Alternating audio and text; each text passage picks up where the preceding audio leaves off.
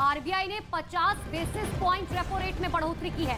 यानी कि इसका मतलब है कि पहले रेपो रेट 4.90% था, जो अब बढ़कर 5.40% हो गया है। रेपो रेट बढ़ने से सबसे ज्यादा असर लोन लेने वाले लोगों पर होगा, जिसकी ईएमआई बढ़ सकती है। तो आरबीआई ने लगातार तीसरी बार कर्ज महंगा कर दिया है, जिसकी वजह से होम लोन के साथ ही पर्सनल लोन और ऑटो लोन की किस्त भी ज्यादा हो जाएगी। आरबीआई ने आज रेपो रेट को 50 बेसिस पॉइंट तक बढ़ाने का ऐलान किया। ऐसे में रेपो रेट की दर 4.9% से बढ़कर 5.40% हो गई। आरबीआई के इस फैसले के बाद सरकारी से लेकर निजी बैंक और हाउसिंग फाइनेंस कंपनियां होम लोन के ब्याज दरों में बढ़ोतरी करेंगी, जिसके बाद आपकी ईएमआई महंगी हो जाएगी। और इसका सबसे बड़ा खामियाजा उठाना पड़ेगा उन लोगों को जिन्होंने हाल में ही होम लोन लेकर अपना आशियाना खरीदा है। वहीं इसके अलावा आरबीआई ने किसान ने उगाई फसल की कीमत तय करेगा किसान। किसान खुद अपना मालिक बनना चाहिए। फ्रीडम ऐप को अभी डाउनलोड करें और खुद अपना मालिक बने। 2022-23 के लिए जीडीपी ग्रोथ के अनुमान में कोई बदलाव नहीं किया। ऐसे में जीडीपी ग्रोथ 7.2% ही बरकरार रहेगी। तो उत्तर कोरिया के साथ तनाव के बीच दक्षिण कोरिया ने अपना पहला चंद्रमा मिशन लॉन्च किया है, जो आने वाले दिनों में लैंडिंग स्पॉट और बर्फ से भरे क्रेटरों का पता लगाएगा। पिछले 6 हफ्तों में अंतरिक्ष में दक्षिण कोरिया का यह दूसरा शॉट है।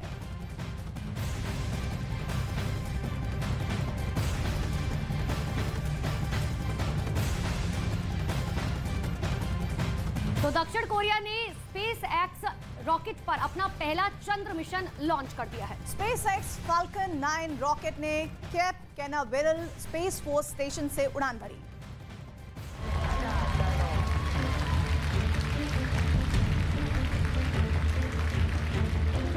स्पेसएक्स की ओर से लॉन्च किया गया सैटेलाइट फ्यूल बचाने के लिए एक लंबा चक्कर लगा रहा है और दिसंबर में आएगा। अगर दक्षिण कोरिया का ये मिशन सफल हो जाता है तो वो अमेरिका और भारत के अंतरिक्ष यान में शामिल हो जाएगा, जो पहले से ही चंद्रमा की ओर चक्कर लगा रहे हैं।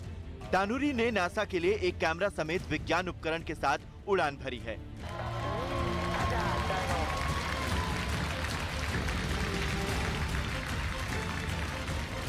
$180 मिलियन अमेरिकी डॉलर का ये मिशन साउथ कोरिया का लूनार एक्सप्लोरेशन में देश का पहला कदम है और वैज्ञानिकों को उम्मीद है कि सैटेलाइट के जरिए वो कम से कम 1 साल तक डाटा इकट्ठा कर पाएंगे। 6 टूरिस्टों को लेकर अंतरिक्ष यान स्पेस में उड़ा करीब 11 मिनट के रोमांचक सफर के बाद धरती पर वापस आया।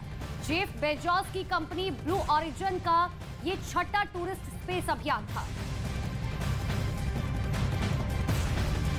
जेफ बेजोस की कंपनी ब्लू ओरिजिन को अपना 6वां न्यू शेपर्ड मानव स्पेसक्राफ्ट लॉन्च किया है।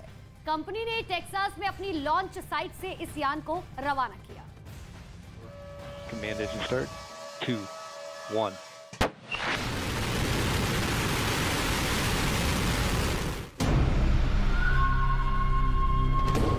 ये स्पेसक्राफ्ट 6 टूरिस्टों को लेकर धरती से करीब 100 किलोमीटर ऊपर गया और वहीं से पैराशूट के जरिए कैप्सूल वापस धरती पर आया। इस मिशन में पहली बार पुर्तगाल और मिस्र के अंतरिक्ष यात्रियों को स्पेस भेजा गया। मिशन के लाइव स्ट्रीम के दौरान अंतरिक्ष यात्रियों की आवाज भी सुनाई दी। न्यू शेपर्ड मिशन में लिफ्ट ऑन होने के बाद कैप्सूल को टचडाउन यानी वापस धरती पर लैंड होने तक करीब 11 मिनट का समय लगा। हालांकि ब्लू ओरिजिन ने अब तक इसके टिकट की कीमत का खुलासा नहीं किया।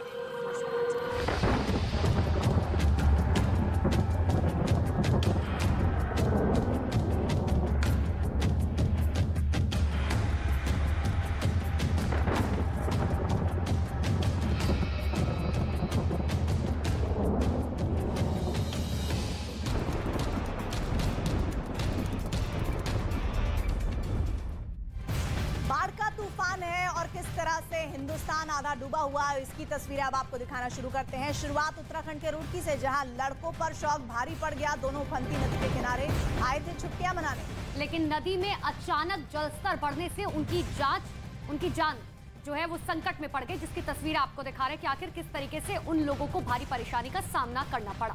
उत्तराखंड के रुड़की में उफनती नदी के किनारे छुट्टी मनाना 2 लड़कों को भारी पड़ा और यही वजह है कि सोलानी नदी के किनारे दोनों लड़के बैठे हुए थे और तभी अचानक नदी का जलस्तर बढ़ने से उनकी जान आफत में आ गई।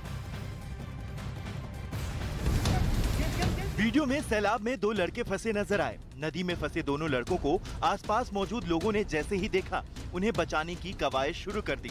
जानकारी मिलते ही मौके पर गोताखोरों की टीम पहुंच गई। दोनों लड़कों के रेस्क्यू के लिए गोताखोर लहरों के बीच उतरे और कड़ी मशक्कत के बाद दोनों को बचा लिया। नदी के बहाव से निकलने के बाद दोनों लड़कों ने राहत की सांस ली। दोनों रुड़की के सती मोहल्ला और ईदगाह चौक के रहने वाले बताए जा रहे हैं। और अब आपको तेलंगाना की तस्वीरें दिखाते हैं। तेलंगाना की जनगांव में भारी बारिश के बाद पूरा इलाका टापू में तब्दील हो गया है। दूर दूर तक सिर्फ पानी पानी नजर आ रहा है, जिसकी वजह से सड़कों ने दरिया का रूप ले लिया है।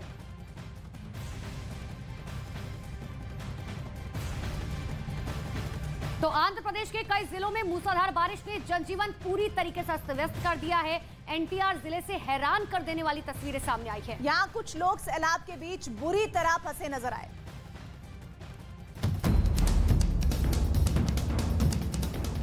कई दिनों से हो रहे झमाझम बारिश से बाढ़ जैसे हालात बन गए। सड़कों पर सैलाब बह रहा है। पानी के तेज बहाव का लोगों में खौफ नहीं दिख रहा। वीडियो में मोटरसाइकिल सवार जान जोखिम में डालकर सैलाब को पार करने की कोशिश कर रहा है, लेकिन इसी दौरान हादसे का शिकार हो गया और पानी के बहाव में बहने लगा। गनीमत ये रही कि हादसे के वक्त मौके पर स्थानीय लोग मौजूद थे। वक्त रहते उन्होंने पहले बहे मोटरसाइकिल सवार का रेस्क्यू किया। इसके बाद मोटरसाइकिल को पानी से बाहर निकाला। और एक बार फिर से आपको बाढ़ और बारिश की वे तस्वीरें दिखाते हैं, जहां जनजीवन पूरी तरह से तबाह हो गया है। आलम यह है कि अब लोगों के लिए घर में रहना जो सुरक्षित माना जाता था, वहां भी अब ऐसी स्थितियां नहीं है। आंध्र प्रदेश में बाढ़ बारिश से तबाही की तस्वीरें सामने आई है। मूसलाधार बारिश हो रही है, जनजीवन पूरी तरह से अस्त व्यस्त हो गया है। एनटीआर की बात करें तो एनटीआर जिले से हैरान कर देने वाली तस्वीरें सामने आई। यहाँ कुछ लोग सैलाब के बीच बुरी तरीके से फंस गए, जिसकी तस्वीरें आपके सामने है कि आखिर किस तरीके से वहां पर लोग फंस गए।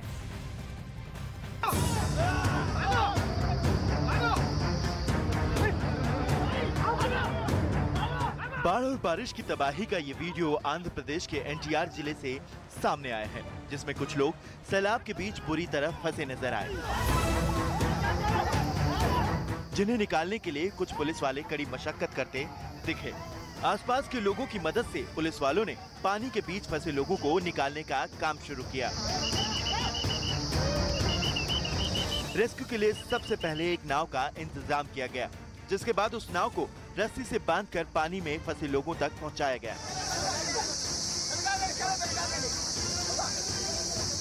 फिर धीरे धीरे नाव को खींचकर पानी से बाहर निकाला गया, जिसके बाद पानी में फंसे लोगों ने राहत की सांस ली।